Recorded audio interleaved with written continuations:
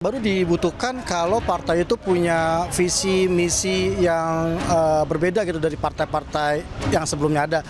Pastinya kalau secara bernegara itu pasti butuh. Kenapa butuh? Karena kita butuh suara-suara baru, isu-isu baru tentunya. Karena kan ada banyak banget misalnya partai yang old school. Sejauh ini aku masih sih kalau percaya mah.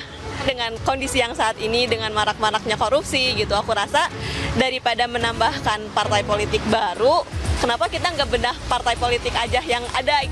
Untuk saat ini sulitnya untuk mempercayai partai politik daripada ada menciptakan partai baru gitu ya. Lebih baik partai-partai yang sudah ada ya maksimal lagi kinerjanya gitu. Untuk saat ini aku kurang percaya sih sama partai politik. Aku kurang setuju karena kalau kayak penambahan partai baru bikin crowded ya.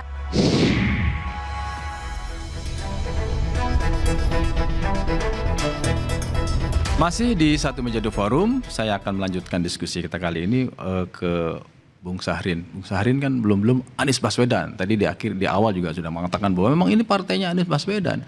Ada yang melihat bahwa kayaknya menabuh genderang perang dengan kekuasaan. Kita masih ingat kan dulu Anies Baswedan dengan Prabowo Subianto hadap-hadapannya luar biasa. Mungkin kita semua masih ingat kan Mas Anies gitu kan, ada istilah begitu dan itu terus menggema. Bahkan di beberapa kesempatan Mas Anies juga memberikan banyak statement yang kira-kira men-challenge kekuasaan. Sudah dihitung atau memang itu bagian dari strategi partai gerakan rakyat? Yang pertama bahwa saya sepakat tadi, PR kepartaian saat ini itu adalah bagaimana membangun party ID. Ya. Identitas partai dan diferensiasi partai antara satu partai dan yang lain ini harus jelas. Nah ini saya kira PR bagi partai kita. Kalau tidak nanti orang melihat bahwa partai ini sama. Bedanya ini pada saat kepentingan aja mau bersama siapa pada saat kepentingan yang sangat pragmatis. Nah oleh karena itu sejak dini partai ini harus mulai dibangun aspek-aspek dasar yang menjadikan nilai-nilai ataupun konsistensi itu pada aspek yang ingin dibangun oleh partai tersebut. Nah oleh karena itu bagi gerakan rakyat membangun fondasi partai, membangun karakter partai, menjalankan partai dengan prinsip-prinsip partai ini penting.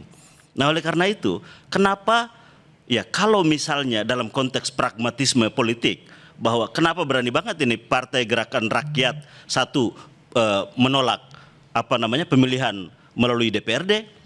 Terus yang kedua, misalnya sudah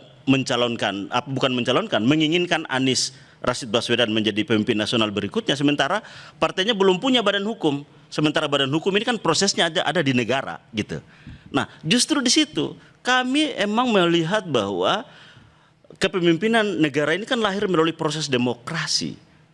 Nah, oleh karena itu kita juga melihat bahwa negara dalam konteks ini kan mewakili kepentingan publik. Otomatis salah satu aspek yang penting oleh negara adalah netralitas. Dan dasar dijalankan negara ini itu kan basisnya adalah hukum. Karena negara kita adalah negara hukum. Artinya benar kalau ada anggapan partai gerakan rakyat ini sedang coba men-challenge kekuasaan. Salah satunya coba mengajukan badan hukum, diloloskan atau tidak gitu. Justru kita ini taat pada hukum, maka dari itu apa yang diminta oleh hukum kita siapkan. Syarat-syarat yang diminta kita siapkan. Nah, oleh karena itu kami melihat bahwa yang pertama adalah negara dalam konteks ketika menyelenggarakan negara tentunya harus berbasis pada hukum. Ya, ini kan sebenarnya saya bisa bilang bahwa Anda mengingatkan kekuasaan, jangan sewenang-wenang, tolong proses kami. Kalau kekuasaan memang harus selalu diingatkan, karena posisinya sebagai kekuatan sipil harus mengingatkan kekuasaan. Ya, Karena yang namanya kekuasaan kan ya dia selalu aja ada aspek-aspek yang. Saya ke Bung Rofiq. Bung Rofiq, kalau tadi kan Prabowo Subianto bahasanya adalah ya kita ingin yang pasti-pasti. Saya membayangkan nanti akan ada narasi yang berseberangan tanda kutip ya antara Gema Bangsa dengan gerakan rakyat. Ya, tapi buru-buru memilih Prabowo Subianto itu ada yang bilang itu kok gampang sekali kayak nggak mau berjuang atau kapok udah 3 ke 4 partai ini sehingga pengen udah pasti aja dah. Bukan begitu. Tadi kan kalau begini juga nggak apa-apa. Di awal tadi kan sudah kita sampaikan. Ini soal kebangsaan ya. Dan kalau kita lihat memang apa yang sudah dilakukan oleh Pak Prabowo dalam ketika setelah dilantik hingga saat ini, beliau ini kan menunjukkan terus komitmennya soal kebangsaan itu, soal kerakyatan. Beliau itu tidak tidak terlalu mengedepankan dengan sanjungan. Misalkan MBG itu kan selama ini kritiknya sangat luar biasa kan. Ini buang-buang uang, katanya efisiensi segala macam. Tapi Pak Prabowo itu menempatkan bahwa MBG ini bukan soal program yang instan, ini soal investasi kemanusiaan ini, untuk sumber daya manusia yang unggul. Tidak ada negara maju kalau SDM-nya ini tidak dibangun, dan MBG itu adalah salah satu jalan. Kita bisa lihat bagaimana Jepang ketika habis dibombardir Hiroshima, lulu lantak segala macam. Yang dilakukan Jepang pertama kali adalah sumber daya manusia. Nah, Indonesia dalam konteks ini kan dalam segala aspek itu kan sangat tertinggal. Beliau menyadari betul bahwa yang harus dibangun adalah sumber daya manusia. Yang kedua, beliau sangat konsen terhadap pendidikan. Bagaimana revitalisasi sekolah itu dibangun di mana-mana dan itu tiada henti. Beliau sangat fokus soal investasi kemanusiaan ini. Ini tidak instan dan beliau tidak ingin dipuji soal itu. Ini kan satu hal yang menurut saya sangat penting. Saya ini kan orang yang lahir dalam dunia pergerakan yang ada dan melihat sosok Prabowo ini konsisten ini penting sekali untuk kepentingan publik. Ada komitmen soal Jadi, itu. sebetulnya lahirnya Gema Bangsa ini karena melihat inspirasi Pak Prabowo perlu didukung atau gini, Gema Bangsa itu ada 3 hal. Yang pertama adalah soal kemandirian. Kemandirian itu menjadi sangat penting karena kita melihat apapun dalam konteks kebangsaan kita hari ini itu sangat tidak independen. Dalam konteks berpolitik misalnya, kita lihat bagaimana oligarki, cukongisme, ownership, semua itu merajalela. Nah, saya ini kan melahirkan banyak partai. Saya berkontemplasi, jika saya mengulangi perilaku politik partai-partai yang ada hari ini, nggak ada gunanya partai baru. Maka kami bikin satu konsep namanya desentralisasi politik. Selama ini seluruh kebijakan politik itu sifatnya top down.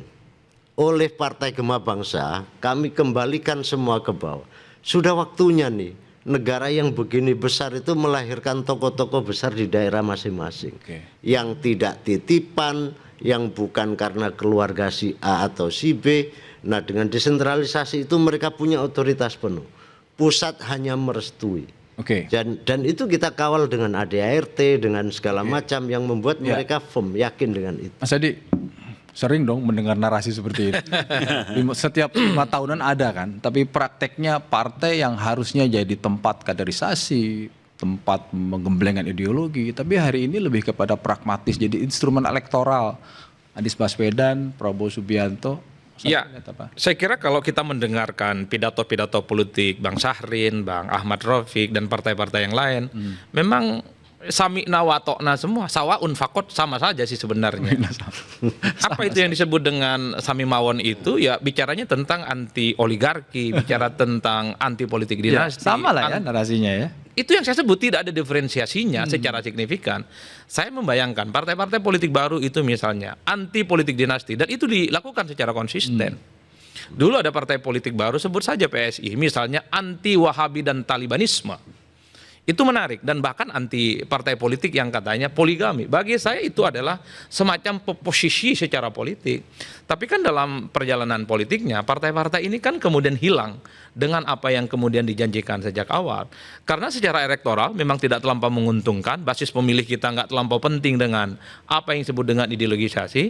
Yang kedua, sepertinya partai politik baru ini cukup memahami, Mas Yogi, bahwa untuk meyakinkan mereka itu tujuannya sederhana kok, sering-sering berkunjung, bersapa, door to door campaign, bawa barokah dan bawa logistik.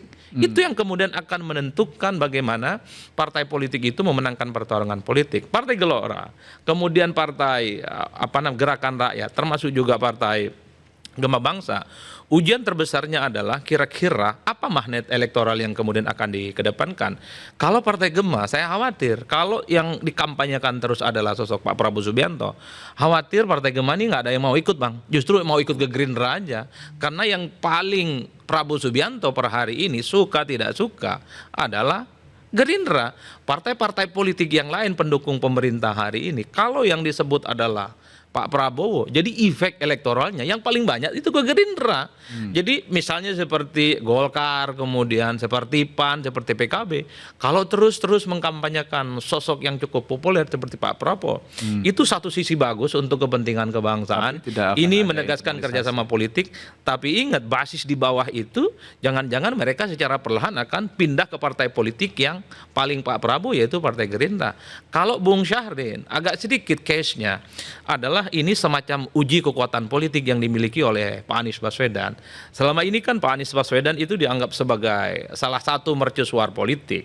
Menang pilkada Jakarta yang cukup dramatis, mengalahkan Ahok yang cukup fenomenal, didukung oleh kekuasaan. Ada isu terkait dengan isu agama dan politik identitas. Di Pilpres 2024 suaranya signifikan, hampir 25%. Jadi itu yang saya sebut, gagalnya Partai Gerakan Rakyat itu menunjukkan betapa gagalnya Anies Baswedan memberikan faedah secara elektoral. Tapi sebaliknya, kalau Partai Gerakan Rakyat ini established, lolos parlemen, ya lolos verifikasi faktual dan administrasi dulu, tentu saja itu juga akan dianggap sebagai sebuah catatan penting. Jadi saya melihat Partai Gerakan Rakyat ini nggak perlu malu-malu. Ini partainya Anies Baswedan. Jadi jualannya itu adalah Anies Baswedan. Tadi sudah disampaikan. Sebenarnya sejak awal saya berharap yang jadi ketua umum itu adalah Anies Baswedan. Iya bang. Karena kepalang tanggung. Kalau menyembunyikan ini adalah partainya Anies Baswedan. Karena kalau kita mau jujur, Gerakan Rakyat itu per hari ini memang imam besarnya itu Anies Baswedan. Ya. Mungkin ini soal waktu aja. Sebenarnya Bung Haris cuma jadi pemain pengganti. Bagi saya bukan soal waktu. Ini adalah khas ciri politik yang dimiliki oleh Anies Baswedan. Jadi kalau Partai Gerakan Rakyat ini tidak lolos parlemen, tidak lolos verifikasi, ini kegagalan. Kebukannya itu tidak terlampau kencang ke Anies Baswedan. Tapi kalau Gerakan Rakyat ini lolos parlemen, orang yang pertama kali paling tinggi disanjung puji sampai Sidratul Muntaha pastilah Anies Baswedan, bukan yang lain. Nah, kalau Partai Gelora sederhana, nggak perlu kampanye di tempat lain. Yang penting ambil saja memilih PKS. Itu rumus dasarnya kayak gitu. Iya. Jadi munculnya gini, kemunculan partai politik baru, ini kita menduga apakah ini ada yang disebut dengan early booking politik dari figur tertentu, tetapi kita akan bahas setelah jeda yang satu ini.